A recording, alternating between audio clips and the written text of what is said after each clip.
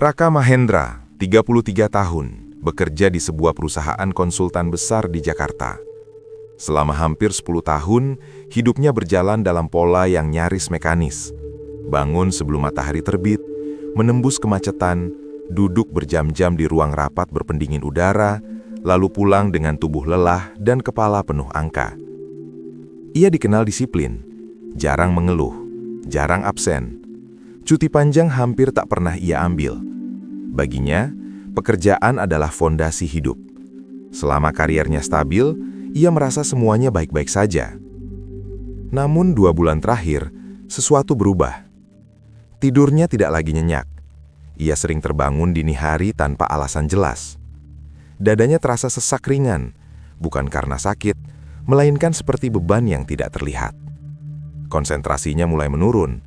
Beberapa kali ia menatap layar laptop tanpa benar-benar memahami apa yang sedang ia baca.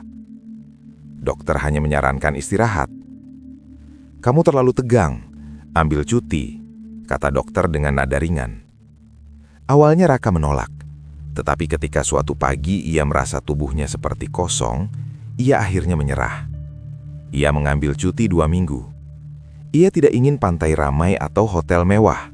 Ia menginginkan tempat yang tidak menuntut apapun darinya. Tidak ada rapat, tidak ada target, tidak ada notifikasi tanpa henti. Disitulah ia teringat Arya Pranata, sahabat lamanya semasa SMA. Setelah lulus, Arya kembali ke Bali dan menetap di sebuah desa di Kabupaten Bangli. Mereka jarang berkomunikasi, hanya sesekali saling menyapa melalui pesan singkat.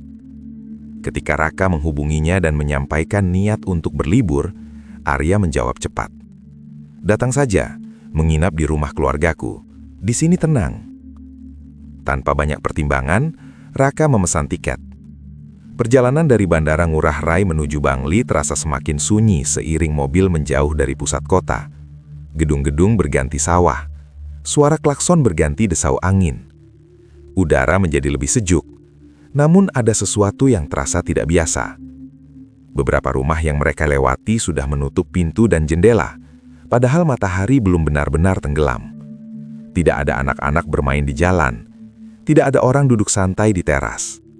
Saat mobil berhenti di pertigaan desa, Arya sudah menunggu. Senyumnya hangat, tetapi wajahnya tampak lebih kurus dibanding terakhir kali mereka bertemu. "Desa kamu sepi sekali," ujar Raka setengah bercanda. Arya hanya senyum tipis. "Iya, sekarang memang begitu." Nada suaranya tidak sepenuhnya santai.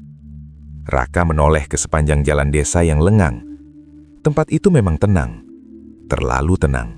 Rumah keluarga Arya berdiri agak menjauh dari jalan utama desa. Halamannya luas, ditumbuhi pohon mangga dan kamboja. Di sudut pekarangan berdiri pura kecil dengan kain hitam putih melilit batang penyangganya. Semuanya tampak rapi, tenang, bahkan damai. Orang tua Arya menyambut Raka dengan ramah. Ibunya menyiapkan makan malam sederhana, nasi hangat, sayur, dan ikan bakar. Ayahnya sesekali bertanya tentang pekerjaan Raka di Jakarta. Namun, suasana terasa berbeda dari yang Raka bayangkan. Tidak ada tawa lepas, tidak ada cerita panjang. Beberapa kali Ibu Arya melirik ke arah pintu depan seolah memastikan sesuatu. Jam dinding berdetak lebih keras di tengah percakapan yang singkat. Setelah makan malam selesai dan orang tua Arya masuk ke kamar, Arya duduk berhadapan dengan Raka di ruang tengah. Lampu hanya menyala satu, redup dan kekuningan. Arya memastikan pintu terkunci, lalu menutup tirai jendela rapat-rapat.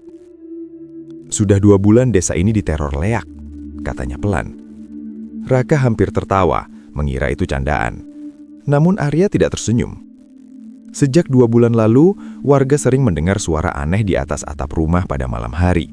Gesekan, langkah pelan, kadang seperti benda ringan yang bergeser. Beberapa orang mengaku melihat perempuan tua bermata merah di antara pepohonan. Ada juga yang melihat kepala melayang di atas pohon kelapa. 4 warga jatuh sakit mendadak. Tubuh mereka melemah dalam hitungan hari. 2 di antaranya meninggal sebelum sempat pulih. "Dokter bilang gagal organ," ujar Arya. "Tapi sebelum sakit, mereka semua bilang melihat sesuatu di malam hari." Raka menghela napas panjang. Baginya, cerita seperti itu mudah dijelaskan dengan ketakutan kolektif. "Kamu yang dulu paling rasional," katanya ringan. Itu dulu, jawab Arya singkat. Kepala desa akhirnya melarang warga keluar setelah matahari terbenam. Tidak ada ronda malam, tidak ada aktivitas di luar rumah. Semua memilih diam di balik pintu terkunci. Jangan keluar malam, kata Arya serius. Anggap saja aturan desa. Raka mengangguk, meski dalam hati ia menganggapnya berlebihan. Malam pertama di desa Senja, udara yang sejuk membuatnya cepat tertidur. Tubuhnya terasa lebih ringan dibanding hari-hari di Jakarta. Namun sekitar dini hari, ia terbangun. Awalnya ia mengira hanya mimpi. Lalu ia mendengar suara itu. Gesekan pelan di atas atap seperti kuku yang menyentuh genteng. Bergerak perlahan, teratur. Raka membuka mata dalam gelap. Ia menahan napas. Suara itu berhenti. Beberapa detik kemudian terdengar tawa tipis, serak, pelan, seperti suara perempuan tua yang tertahan. Tubuhnya membeku. Ia duduk perlahan di ranjang, mencoba berpikir logis. Mungkin kucing, mungkin hewan liar. Namun tawa itu terdengar lagi, lebih jelas. Untuk pertama kalinya, pikirannya tidak menemukan penjelasan yang meyakinkan. Dan di dalam kamar yang gelap itu, logika yang selama ini ia pegang terasa mulai retak. Malam berikutnya, suasana desa kembali sunyi lebih cepat dari biasanya. Begitu matahari tenggelam, pintu-pintu tertutup. Lampu luar dimatikan.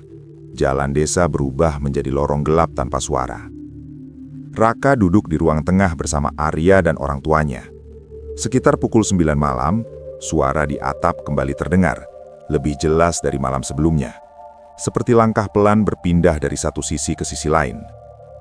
Arya menatapnya seolah mengingatkan. Namun rasa penasaran di dalam diri Raka justru semakin besar. Baginya, ketakutan yang tidak dihadapi hanya akan tumbuh. Menjelang pukul 10, suara itu mendadak berhenti. Kesunyian yang mengikuti terasa lebih berat. Raka berdiri pelan. "Aku cuma lihat sebentar," katanya singkat. Arya langsung memegang lengannya. "Jangan!" Namun Raka sudah mengambil keputusan. Ia berjalan ke pintu belakang, membuka kunci dengan hati-hati agar tidak menimbulkan suara. Udara malam terasa dingin dan lembab. Tidak ada suara jangkrik, tidak ada anjing menggonggong. Desa itu seperti menahan nafas. Raka melangkah ke jalan tanah di depan rumah. Beberapa meter dari sana, di ujung jalan yang remang, berdiri pohon beringin tua. Akarnya menjulur ke tanah. Rantingnya membentuk bayangan aneh di bawah cahaya samar bulan. Di bawah pohon itu, ia melihat sosok. Tinggi, kurus, diam. Raka menyipitkan mata, mencoba memastikan penglihatannya. Sosok itu tidak bergerak sedikit pun. Lalu, dalam sekejap, sosok itu menghilang. Bukan berjalan menjauh, bukan bersembunyi. Lenyap begitu saja. Jantung Raka mulai berdetak lebih cepat. Dari atas pohon beringin terdengar tawa pelan. Ia mendongak. Sesuatu menggantung di antara ranting gelap.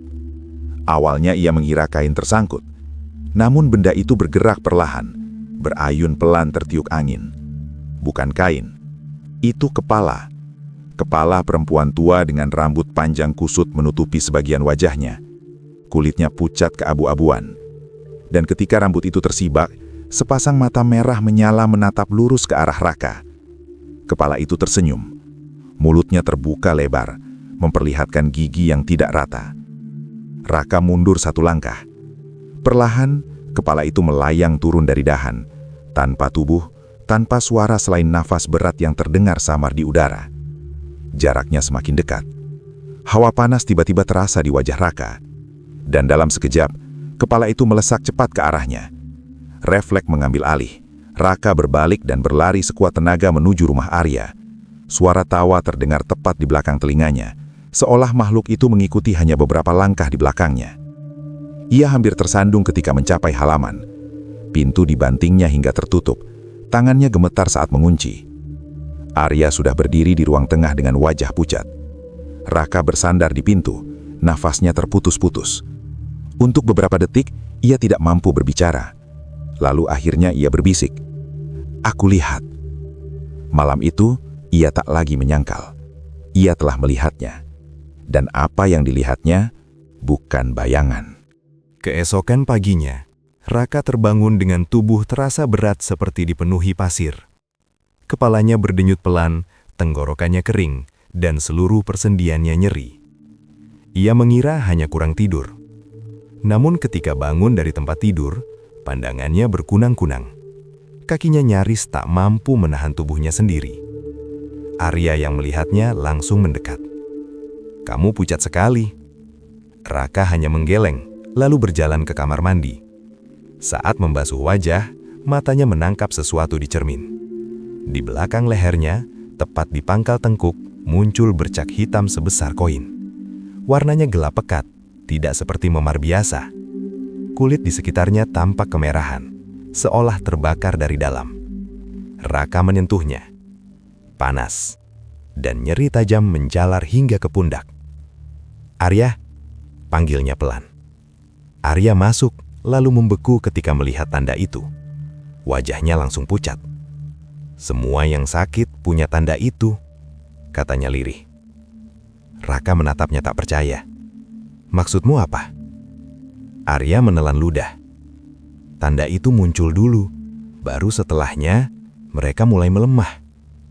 Sepanjang hari, kondisi Raka semakin memburuk. Demamnya naik turun, tubuhnya menggigil meski udara siang terasa panas. Sore harinya, bercak itu membesar. Tidak lagi seukuran koin.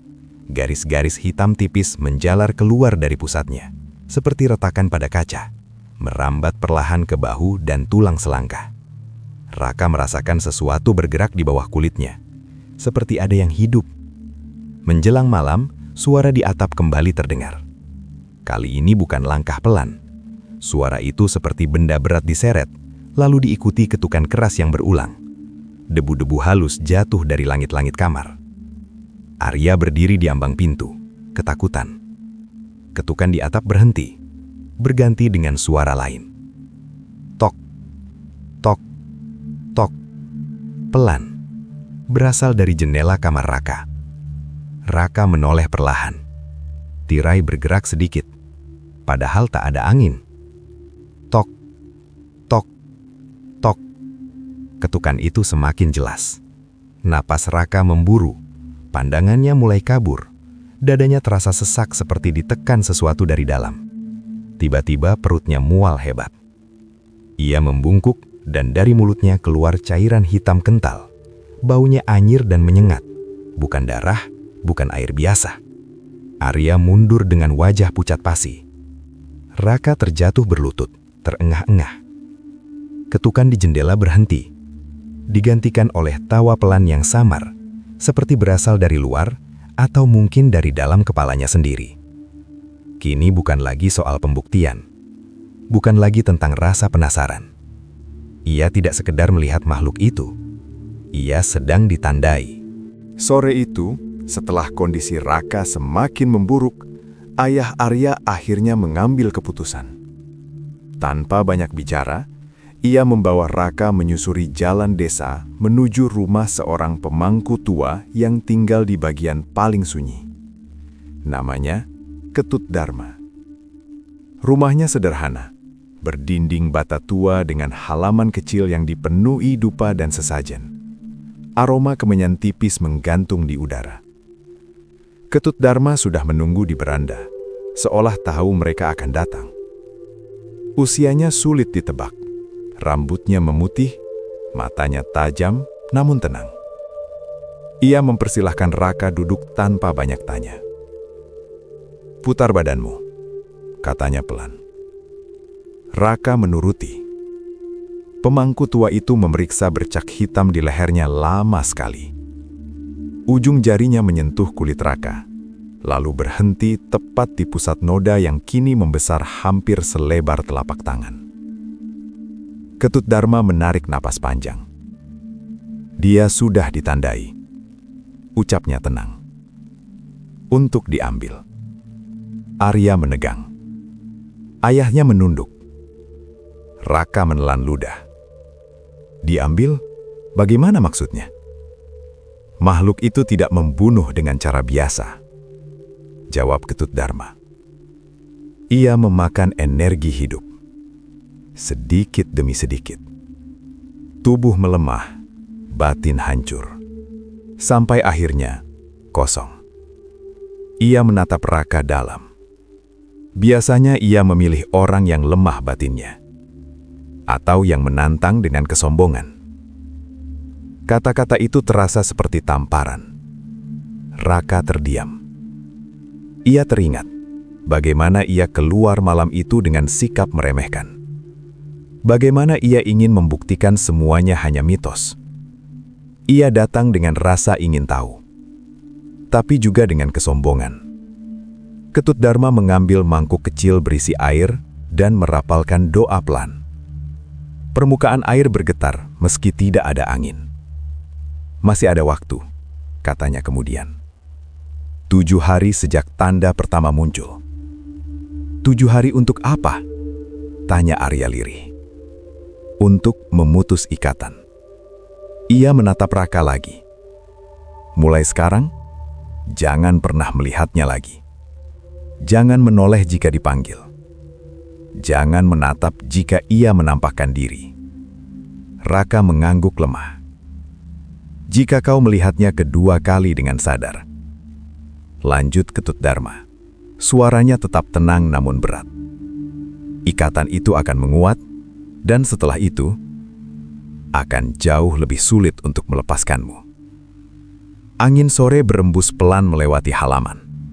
Dupa di sudut beranda tiba-tiba padam sendiri.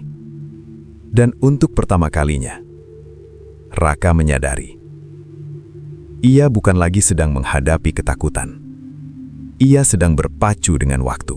Malam itu ruang tengah rumah Arya disulap menjadi tempat ritual sederhana. Lampu dipadamkan.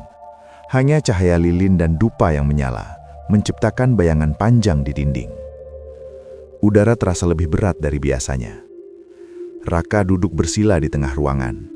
Tubuhnya masih lemas, namun bercak hitam di lehernya kini semakin jelas.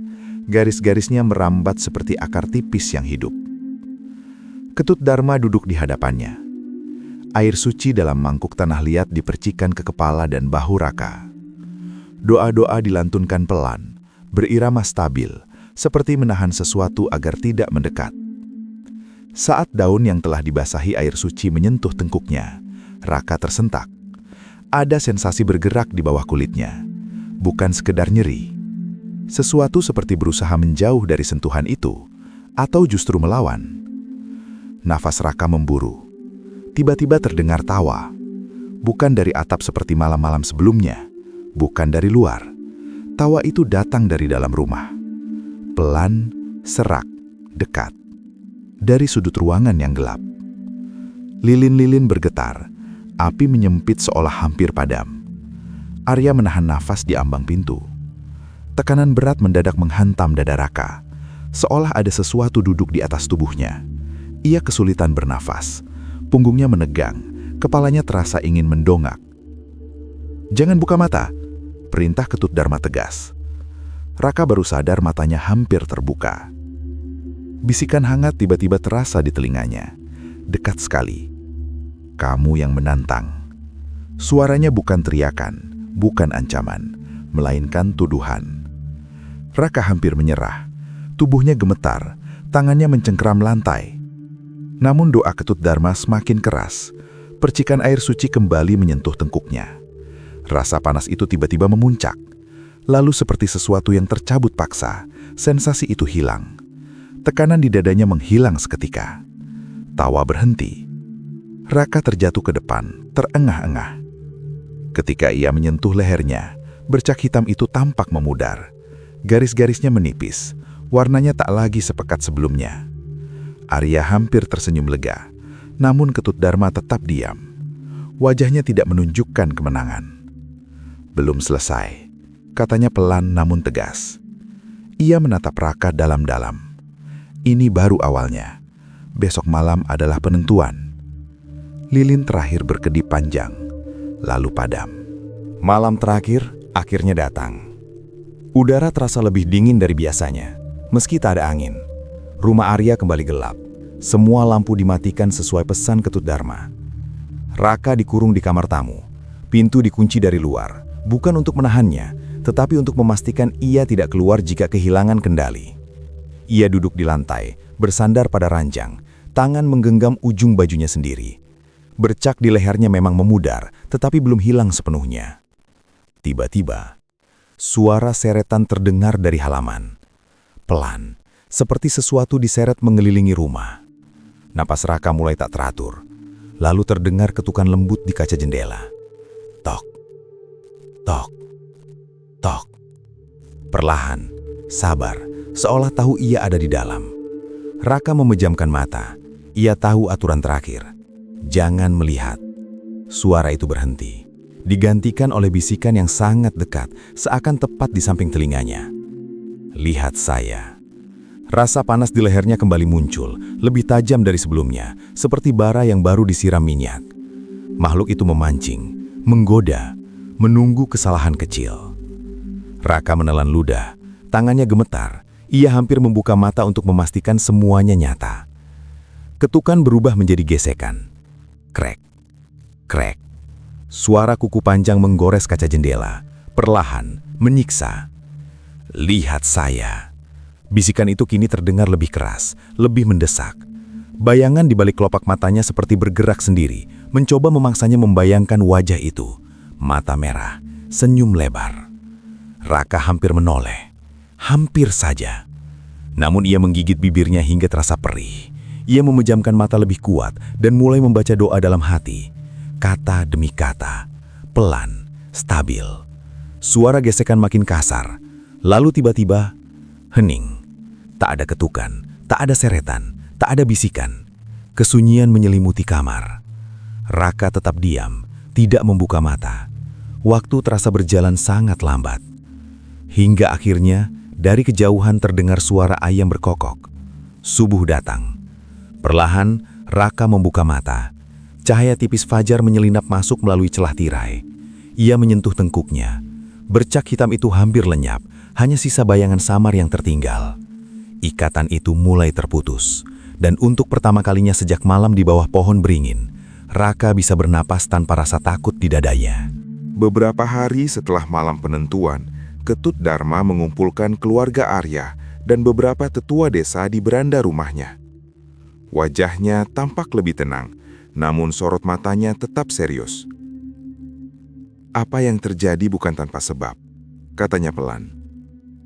Ia menjelaskan bahwa beberapa bulan lalu, sebuah proyek villa mulai dibangun di pinggir desa. Lahan lama yang selama puluhan tahun tidak pernah diganggu, tiba-tiba dibersihkan dengan alat berat. Tanah digali dalam, pohon-pohon tua ditebang, tanpa izin adat, tanpa upacara permisi. Tempat itu bukan sekadar tanah kosong. Lanjutnya, ada penjaga, ada yang terikat di sana. Sejak pembukaan lahan itu, gangguan mulai muncul. Pertama hanya suara di atap beberapa rumah. Lalu warga mulai sakit satu persatu. Dan akhirnya, Raka menjadi sasaran paling jelas. Energi yang terusik mencari pengganti. Ia butuh tempat baru untuk menempel. Ujar Ketut Dharma. Dan ia menemukanmu saat kau menantang. Raka terdiam, menyadari bahwa semua bukan kebetulan. Setelah musyawarah desa, proyek villa itu dihentikan sementara. Pekerjaan alat berat ditarik. Area tersebut ditutup kembali. Upacara penutup dilakukan di lokasi yang sama. Sesajen dilaturkan, doa dipanjatkan untuk menenangkan yang terusik dan memulangkan yang terlepas. Malam itu, untuk pertama kalinya dalam 2 bulan, desa terasa berbeda. Angin berembus normal, suara jangkrik kembali terdengar. Tidak ada langkah di atap, tidak ada ketukan di jendela. Raka berdiri di teras bersama Arya, memandang pohon beringin di ujung jalan. Gelap seperti biasa, sunyi seperti seharusnya. Tidak ada kepala yang menggantung di sana. Teror 2 bulan itu akhirnya berakhir. Namun bagi Raka, ada pelajaran yang tertinggal. Tidak semua yang tidak terlihat berarti tidak ada. Seminggu kemudian, Raka kembali ke Jakarta. Bandara yang ramai, deretan gedung tinggi dan suara kendaraan yang tak pernah benar-benar berhenti terasa kontras dengan desa yang gelap dan sunyi. Di kota ini, semuanya bergerak cepat. Lampu selalu menyala. Orang-orang sibuk dengan urusannya sendiri. Seolah tidak ada ruang untuk hal-hal goib. Raka kembali bekerja seperti biasa. Ia duduk di ruang rapat, menjawab email, berbicara tentang target dan presentasi. Wajahnya tampak normal. Tak satu pun rekan kerja tahu apa yang hampir merenggut hidupnya. Ia memilih diam. Beberapa malam pertama di apartemennya terasa aneh. Bukan karena ada gangguan, melainkan karena tidak ada apa-apa. Tidak ada suara di atap, tidak ada ketukan di jendela. Hanya dengung AC dan suara jauh kendaraan dari jalan raya. Suatu malam, tepat pukul 2 dini hari, Raka terbangun. Jantungnya berdetak cepat tanpa alasan jelas. Kamar gelap, tapi lampu kota dari luar jendela memberi cahaya samar. Ia duduk perlahan, mendengarkan. Hening. Tidak ada suara seretan, tidak ada tawa. Raka bangkit dan berjalan ke arah kaca jendela besar di ruang tamu. Pantulan dirinya terlihat jelas. Wajah lelah, namun utuh. Normal. Ia menatap cukup lama, seolah memastikan tidak ada sesuatu yang berdiri di belakangnya. Tidak ada apapun. Ponselnya bergetar pelan. Pesan dari Arya. Desa tenang, Pak Ketut bilang ikatan sudah putus. Raka membaca ulang kalimat itu 2 kali. Lalu ia menghela napas panjang. Untuk pertama kalinya sejak malam di bawah pohon beringin, ia merasa benar-benar kembali menjadi dirinya sendiri. Jakarta tetap ramai, namun malam itu terasa sunyi, dengan cara yang menenangkan. Sebulan berlalu sejak Raka kembali ke Jakarta. Hari-harinya berjalan normal, pekerjaan lancar, tidurnya nyenyak, tidak ada mimpi buruk, tidak ada suara yang mengganggu malamnya. Lehernya benar-benar bersih, seolah semua hanya potongan mimpi yang perlahan memudar. Suatu malam, setelah menyelesaikan pekerjaannya, Raka tanpa sengaja membuka galeri ponsel. Jarinya terhenti pada folder lama, foto-foto dari Desa Senja. Ia sempat ragu, namun akhirnya ia membuka salah satunya. Foto halaman rumah Arya di sore hari. Cahaya matahari hangat. Pohon mangga berdiri di sisi kanan. Bayangannya jatuh panjang ke tanah. Sekilas terlihat biasa. Namun di sudut foto, dekat batang pohon, ada bayangan samar. Tidak jelas bentuknya. Tidak sepenuhnya menyerupai manusia. Terlalu tinggi untuk sekadar bayangan ranting. Raka menatapnya beberapa detik. Jantungnya berdetak lebih cepat. Bukan karena takut, melainkan karena ingatan. Ia tidak memperbesar gambar itu, tidak mencoba memastikan, tidak mencari pembuktian. Perlahan, ia menutup galeri. Ponsel diletakkan menghadap ke bawah. Ia memilih untuk tidak membuka sesuatu yang sudah selesai. Teror itu mungkin telah berakhir, atau mungkin hanya berhenti mengikuti. Namun satu hal pasti, Raka bukan lagi orang yang sama. Ia tidak lagi meremehkan hal-hal yang tak bisa dijelaskan oleh logika cepat dan kesombongan sesaat. Ia belajar tentang batas, tentang hormat, tentang diam ketika tak perlu menantang. Ia selamat. Dan terkadang, keselamatan adalah satu-satunya kemenangan yang benar-benar penting.